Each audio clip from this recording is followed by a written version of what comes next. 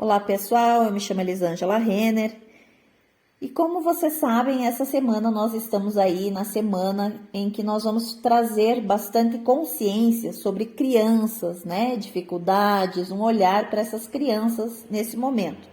E hoje eu quero dividir com vocês um texto, né?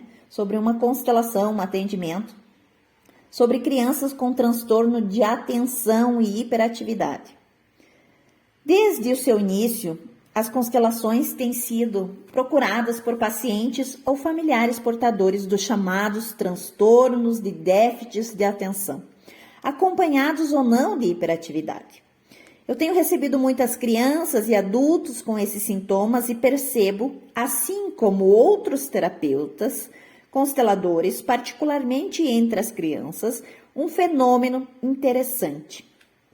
São, em geral, amorosas e super atentas a algo grave que está acontecendo na família, sobretudo com seus pais. São crianças cujos pais, individualmente, ou os dois, ao mesmo tempo, estão acometidos por um episódio depressivo.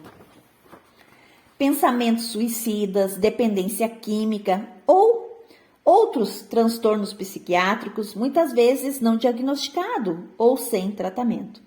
Outras vezes vivem um conflito conjugal, mobilizador de grande sofrimento desse sistema familiar. As crianças não se sentem livres para estarem atentas à escola ou a qualquer outra atividade da vida infantil. Percebem a situação de risco eminente e não podem descuidar.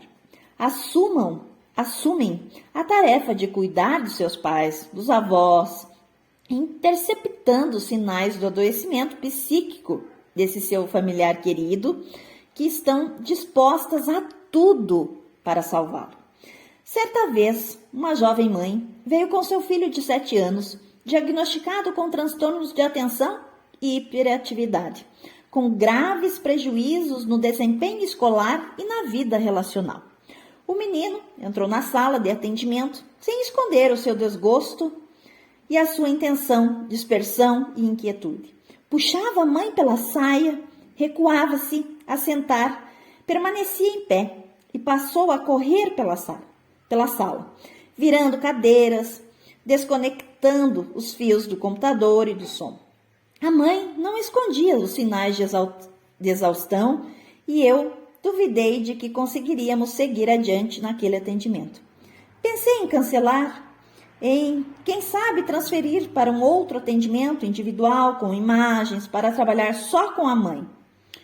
Entre uma respiração e outra, então, decidi começar a constelação, assim mesmo. Pedi que a mãe, na qual tivera condições de relatar o histórico familiar com seus fatos de impactos, colocasse um representante para o seu filho. Um para o seu sintoma, o quadro de desatenção e hiperatividade.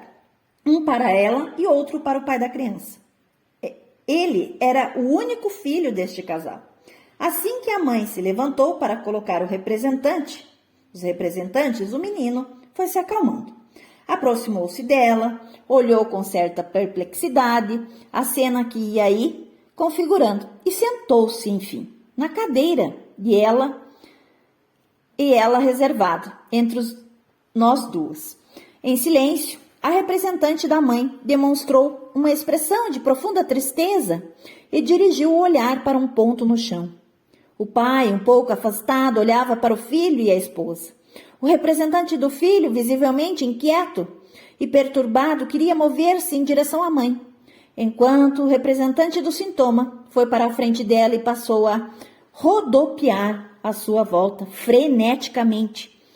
Nada era capaz, no entanto, de mover a representante da mãe no seu movimento em direção ao chão.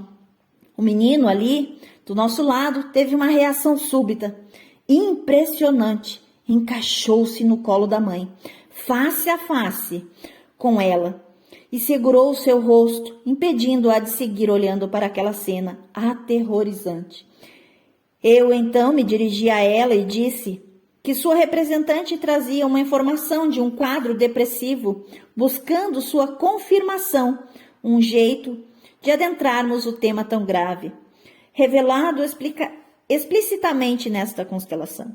Mesmo com o rosto preso entre as mãos do filho, firmes do seu filho, ela disse que sim, e suas lágrimas molharam também o filho ali, grudado em pânico. Sim, a mãe estava tomada por um quadro depressivo, com ideias suicidas, e a atenção do filho era plena, voltada para impedi-la. Como estar livre e atento na escola, às brincadeiras, aos amigos e ao mesmo ao pai. Agradeci às representantes e pedi que se sentassem. Olhei para o menino e o acolhi com um sorriso e com um gesto de compreensão. Disse para ele que estava tudo bem, agora que ele escutasse o que a mamãe precisava lhe dizer. Ela lhe repetiu minhas palavras, afastando um pouco as mãos do filho do seu rosto. Meu querido filho, muito obrigado por você ter visto a minha tristeza, mas ela não tem nada a ver com você. Eu vou me cuidar, vou procurar ajuda, eu quero ficar na vida, eu quero ficar bem, e completou. Você é meu filho pequeno e eu te libero. Abraçou o filho, que permanecia em silêncio, envolvendo-o como um bebê pequeno. E ele se permitiu, deixando-a a ficar assim por longos minutos. Nós todos os envolvíamos com nosso amor e nossa atenção plena. Estava terminada a constelação. O que mais poderíamos fazer ou falar? Cerca de 30 dias depois desta constelação, essa mãe me enviou uma mensagem, agradecida do fundo do seu coração, pois o filho estava bem melhor. Os professores estavam impressionados com o efeito intenso e rápido do processo terapêutico. E ela, a mãe, estava também muito melhor. Disse que havia procurado um médico psiquiatra e uma psicóloga, pois estava mesmo depressiva com pensamentos suicidas. Nesse texto, nessa consciência, a frase que vem: você é o meu filho pequeno e eu te libero. Essa é uma frase de solução que é muito usada para casos de transtornos de atenção e hiperatividade. Claro que essa é uma história individual, né? Que serve como exemplo para nós olharmos como pais, educadores. Muitas vezes o sintoma nos mostra algo, e esse algo deve ser investigado, né? Você é meu filho pequeno e eu te libero.